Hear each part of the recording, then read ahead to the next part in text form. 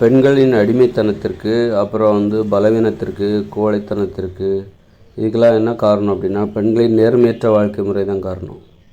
அவங்க வேலைக்கு போகாது தான் காரணம். அவங்க பொருளாதாரத்தை அவங்களுக்கு தேவையான பொருளாதாரத்தை அவங்களே சம்பாதிச்சுக்கணும். அதை செஞ்சுருந்தாங்கன்னா பெண்கள் தைரியமாக இருந்திருப்பாங்க, சுதந்திரமாக வாழ்ந்திருப்பார்கள். இன்றைக்கி சுதந்திரத்தை இழந்துட்டாங்க. நேர்மையாக இருந்தால் தான் சுதந்திரமாகவே வாழ முடியும். நேர்மைக்கு அப்படி ஒரு வலிமை இருக்கிறது. அதாவது இப்போ கிடைக்கிற இந்த பணம் இது பெருசாக தெரியுது. ஒரு நேர்மையற்ற வாழ்க்கை முறை மூலமாக கிடைக்கிற பணம் அது பெருசாக தெரியுது பெண்களுக்கு. எப்படின்னா, வேலைக்கு போகாமல் வீட்டிலே இருக்காங்க, ஆண்களின் வருமானத்தை சார்ந்து இருக்கிறதுனால அந்த பணத்தை பார்த்து அவங்க அது பெருசுன்னு நினச்சாங்க. அதனால அவங்க எதை இழந்தாங்க அப்படின்னா, அவங்களே வேலைக்கு போயிருந்தால் அதை விட அதிகமான பணத்தை ஒரு சுயமரியாதையோடு சம்பாதிச்சிருக்கலாம், சுயமரியாதையோடு வாழ்ந்துருக்கலாம், ஒரு மதிப்பு கிடச்சிருந்துருக்கும். பெண்கள் வேலைக்கு போயிருந்தால் ஆண்களின் வருமானத்திற்கு ஆசைப்படாமல் பெண்கள் வேலைக்கு போயிருந்தாக்கா அதை விட அதிகமான பணம் கிடச்சிருந்துருக்கும், மரியாதை கிடச்சிருந்துருக்கும், சுதந்திரம் கிடச்சிருந்துருக்கும், இது ஒரு ஆரோக்கியம் கிடச்சிருந்துருக்கும். இது எல்லாத்தையும் வேண்டான்னு சொல்லிட்டு ஒரு ஆணின் வருமானத்தை சார்ந்து வாழ்கிற அந்த வாழ்க்கைக்கு ஆசைப்பட்டதுனால, அது அவங்களுக்கு பெருசாக தெரிஞ்சதுனால அதை விட பெருசான மிகப்பெரிய உயர்ந்த விஷயங்களெல்லாம் அவங்க இழந்துட்டாங்க. பெண்கள் பயந்துட்டாங்க, கோழையாயிட்டாங்க, அடிமைகளாகி விட்டார்கள், சுதந்திரத்தை இழந்துட்டாங்க, உரிமைகளை இழந்துட்டாங்க, மகிழ்ச்சியை இழந்துட்டாங்க, மரியாதையை இழந்துட்டாங்க. ஆக பெண்களுடைய இந்த பெண்ணடிமைத்தனமான அந்த நிலைக்கு பெண்களின் அந்த நேர்மையற்ற வாழ்க்கை முறை தான் காரணம். நேர்மை, அது நேர்மை, நம்முடைய பொருளாதாரத்தை நம்ம சம்பாதிச்சு நாம் பெறணும் அப்படிங்கிறது ஒரு நேர்மை, அடிப்படையான நேர்மை. பிறரை சார்ந்து இருக்கக்கூடாது. ஒரு குடும்பம்னு வரும்போது குடும்பத்துக்கு தேவையான பொருளாதாரத்தை இருவரும் சமமாக பகிர்ந்து கொள்ள வேண்டும். நீ ஒரு 10,000 போட்டோன்னா நான் ஒரு 10,000 போடணும். இப்போ யார் குடும்பத்தின் தலைவர்? இந்த இயந்திர அறிவியல் ஆண்கள். அதனால் ஆண்கள் ஒரு 2,000 ரூபாய் எக்ஸ்ட்ரா போடணும், அவ்வளோதான். இப்படி இதில் ஒரு நேர்மையான ஒரு நடைமுறை இருக்கணும். ஒரு குடும்பத்திற்காக கூடுதலாக ஆண்கள் செலவழிக்க நேர்ந்தால் அல்லது பெண்கள் செலவழிக்க நேர்ந்தால் அதை ஒரு கணக்கு வழக்கோடு அதை திரும்பி எப்படி அவர்களிடம் சேர்ப்பது, இன்னும் ஒரு மாதத்தில் ஒரு கணக்கு வழக்கில் குடும்பத்தின் செலவு அதிகமாக இருக்குது, அந்த அதிகப்படியான பணத்தை ஆண்களிடமிருந்தோ அல்லது கணவனிடமிருந்தோ அல்லது மனைவியிடமிருந்தோ பெற்று அந்த மாதத்திற்கான அதிகப்படியான செலவை சமன் செய்து கொள்ளலாம். அதே நேரத்தில் அந்த பணத்தை திரும்ப கொடுத்துடணும். அது குடும்பம் என்கிற நிறுவனம் அந்த நிறுவனத்தில் உள்ள ஆணியிடமிருந்து வாங்கப்பட்ட கடனாகத்தான் பார்க்க வேண்டும். இப்போது ஒரு மாதத்தில் என்ன பண்ணுறீங்கன்னா, ஒரு மாதத்தில் கூடுதலாக செலவு வந்துருச்சு. இப்போது உடம்பு யாராவது பையனுக்கு பிள்ளைகளுக்கு உடம்பு சரியில்லாமல் போச்சுது. இப்போ குடும்பத்தோட பொருளாதாரம் ஒரு மாதத்தில் பட்ஜெட் இல்லை, இருப்பு ஆளுக்கு 10,000 போடுறாங்க, கணவன் 12,000 போடுறாங்க, மனைவி 10,000 போடுறாங்க, 22,000 தான் குடும்பத்தில் இருக்கிற பணம். இப்போ எதிர்பாராத ஒரு செலவு வந்துருச்சு, அதனால் கூடுதலாக 10,000 தேவைப்படுது. அப்படிங்கும்போது அந்த 10,000 கடனாக தான் வாங்கணும். ஒரு கணவனிடமிருந்து கடனாகத்தான் அந்த குடும்பம் என்கிற நிறுவனம் வாங்க வேண்டும். நிறுவனம் அந்த கணவனிடமிருந்து 10,000 கடனாக வாங்கணும், அல்லது கணவனிடமிருந்து ஒரு 5,000, மனைவியிடமிருந்து ஒரு 5,000, இப்படி கடனாகத்தான் வாங்க வேண்டும். இந்த கடனை திருப்பி கொடுத்து விட வேண்டும். அந்த குடும்பம் என்கிற நிறுவனம் கொடுத்து விட வேண்டும். எப்படி? இனி வரும் காலங்களில் அடுத்தடுத்த மாதத்தில் அந்த செலவு, ஒரு மாதத்தில் அதிகப்படியான செலவு வந்துருச்சு, அடுத்தடுத்த மாதங்களில் கொஞ்சம் சிக்கனமாக ஒரு 1,000 ரூபாயோ ஆளுக்கு 1,000 ரூபாய் மிச்சப்படுத்தி ஒரு 500 ரூபாய் கணவனுக்கும் மனைவிக்கு ஒரு 500 ரூபாய் அப்படி திருப்பி கொடுக்குற மாதிரியே திருப்பி கொடுத்து, இந்த மாதிரி ஒரு நடைமுறை குடும்பம் என்கிற நிறுவனத்தில் இருக்க வேண்டும். இதுதான் ஒழுங்கு நடைமுறை, ஒழுங்கான நடைமுறை, முறையான நடைமுறை, நாகரிகமான நடைமுறை. இந்த மாதிரியெல்லாம் நம்ம ஒரு கணக்கு வழக்கு பார்க்கலாமாங்க? ஒரு குடும்பத்தில் போயிட்டு கணக்கு வழக்கு பார்க்கலாமா? நன்றியெல்லாம் சொல்லலாமா? அதாவது ஏதாவது உதவி நம்ம ஒரு அண்ணனிடமிருந்து பெற்றுக்கொண்டாலோ, மனைவியிடமிருந்து பெற்றுக்கொண்டாலோ, கணவனிடமிருந்து பெற்றுக்கொண்டாலோ நன்றி சொல்கிற வழக்கம் இருக்காது. ஏன்னா இது குடும்பங்கிறதுல நன்றியெல்லாம் சொல்லக்கூடாது, கணக்கு வழக்கெல்லாம் பார்க்கக்கூடாது அப்படின்னு சொல்லிட்டு நாம் அதற்குரிய மதிப்பை நாமே இழக்கும்படியாக செய்துவிட்டோம். அதனால் ஒரு குடும்பம் என்பது இப்படித்தான் நேர்மையாக நடந்திருக்க வேண்டும். ஒரு குடும்பம் என்கிற நிறுவனம் நேர்மையாக நடக்க வேண்டும். ஏன்னா அது ஒரு நிறுவனம். அந்த நிறுவனம் நேர்மையாக நடக்க வேண்டும் என்றால் நான் சொல்கிற இந்த வழிமுறையை கடைபிடிச்சிருந்தால் மட்டும்தான் அது முடியும். அதாவது குடும்பத்தின் தலைவன் இப்போ ஒரு குடும்பத்திற்கு எவ்வளவு தேவை, 20,000 தேவை. கணக்கு போட்டு பார்த்தாக்கா எல்லா செலவும் குடும்பத்திற்கு தேவையான செலவு 20,000ன்னா அப்போது மனைவி ஒரு 8,000 கொடுக்கணும், கணவன் ஒரு 10,000 கொடுக்கணும். ஒரு 2,000 கணவன் அதிகமாக கொடுக்கணும். ஏன்னா குடும்பத்தின் தலைவன் அவன் தான். அப்போ தான் வந்து அந்த குடும்பத்திற்கு ஆதிக்கம் செலுத்துகிற அந்த மனப்பான்மை வரும். யார் அதிகமாக சம்பளம் கொடுக்குறாங்களோ, பணம் கொடுக்குறாங்களோ அவங்களுக்கு தான் அந்த ஆதிக்க மனப்பான்மை வரும்.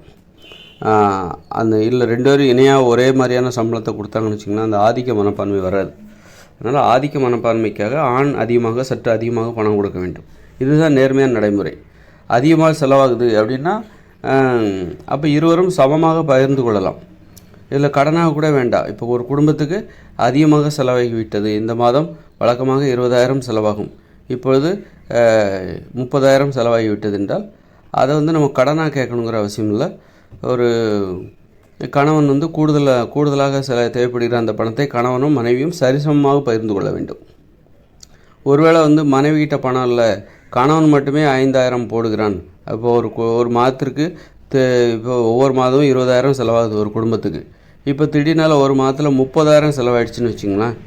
மனைவிட்ட காசு இல்லை, கணவன்கிட்ட தான் காசு இருக்குது. அதனால் அவன் என்ன பண்ணுறான், கூடுதலாக தேவைப்படுகிற அந்த 10,000, ஏற்கனவே 20,000 தான் ஓடிட்டு இருந்தது அந்த குடும்பம், இப்போ கூடுதலாக 10,000 தேவைப்படுது. அப்போ கணவன் எக்ஸ்ட்ரா 10,000 போடுறான். அப்போது ஏன்னா மனைவிட்ட பணம் இல்லாதனால கணவன் அந்த கூடுதலாக 10,000 போடுறான். மனைவிட்ட பணம் இருந்திருந்தால் மனைவி ஒரு 5,000, கணவன் ஒரு 5,000, மொத்தம் 10,000 போட்டுருந்துருப்பாங்க.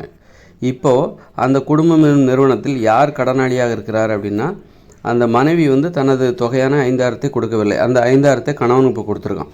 அப்போ அந்த மனைவி என்ன பண்ணணும்னா அந்த 5,000 கணவனுக்கு கொடுத்து விட வேண்டும். அப்போ இந்த மாதிரியான ஒரு நடைமுறை அங்கே இருக்கணும். இதுதான் நேர்மையான நடைமுறை. இந்த அளவுக்கு நேர்மையாக இருக்கணும்.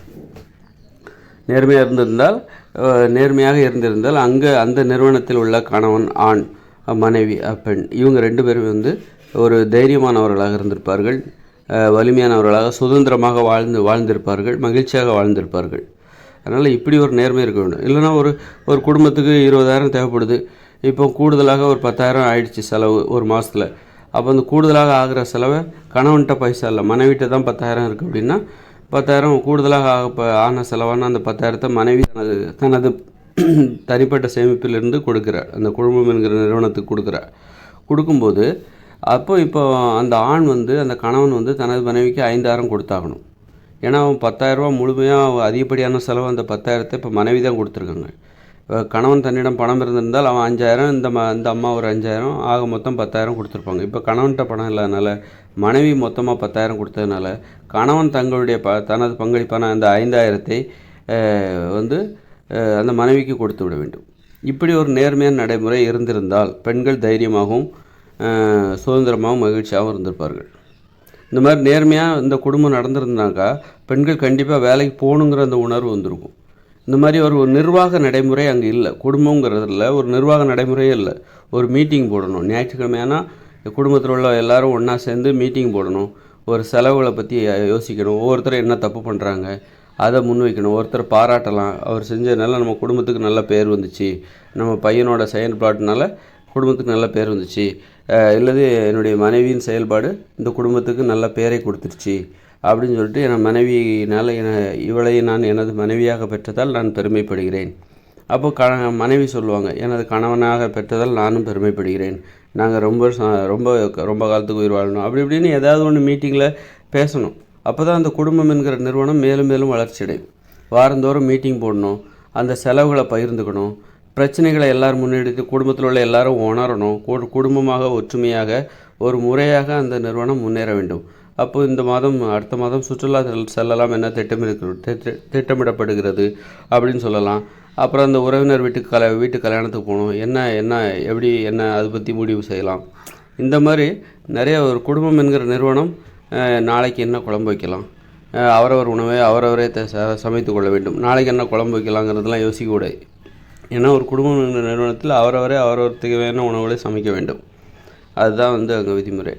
அப்படி இருக்கும்போது இந்த மாதிரி ஒரு குடும்பம் என்கிற நிறுவனம் இப்படி செயல்பட்டால்தான் அது நேர்மையான குடும்பம் என்பது நேர்மையாக நடைபெறுகிறது. நாம் இதெல்லாம் கூச்சப்பட்டுக்கிட்டு தொழில் வேறு இது வேறு, தொழிலில் என்ன நிர்வாகம் இருக்கோ அதே தான் இங்கே இருக்கணும். நம்ம இதை கூச்சப்பட்டுக்கிட்டு இதெல்லாம் செய்யாமல் விட்டனால்தான் அங்கே என்ன நடந்தாலும் இப்போ வந்து கேட்பார் இல்லை. குடும்பம் என்கிற அமைப்பின் கீழ் நிறைய தப்பு நடக்குது, நிறைய பெண்கள் அடிமைப்படுத்தப்படுகிறார்கள், ஆண்கள் வந்து சோம்பேறியாக இருக்காங்க. அப்போ அங்கே யாரும் என்ன நடந்தாலும் அநியாயம் நடந்தாலும் இப்போ யாரும் கேட்க முடியல. அது ஒழுங்கே இல்லை, ஒரு முறையான நடைமுறையே அங்கே இல்லை. அதனால தான் வந்து பெண்கள் வந்து குறிப்பாக பலவீனமாக போனதுக்கு, கோழைகளாக மாறியதற்கு, பெண்களுக்கு ஏற்பட்ட கோழைத்தனத்திற்கு, அடிமைத்தனத்திற்கு, மகிழ்ச்சியாக வாழ முடியாமல் போனதற்கு, சுதந்திரமாக வாழ முடியாமல் போனதற்கு இந்த நிர்வாக நடைமுறை குடும்பம் என்கிற நிர்வாகத்தில் இல்லாமல் போனது தான் காரணம். இது ஒரு நேர்மையற்ற ஒரு நடைமுறை. தற்போது குடும்பம் என்கிற அமைப்பு என்பது நேர்மையற்ற முறையில் அது நிர்வகிக்கப்படுகிறது என்பது தான் உண்மை. அது அந்த குடும்பம் என்கிற நிறுவனத்தில் உள்ள கணவன் மனைவி அனைவரையுமே பலவீனப்படுத்திவிட்டது, கோழைகளாக மாற்றிவிட்டது என்பது தான் உண்மை.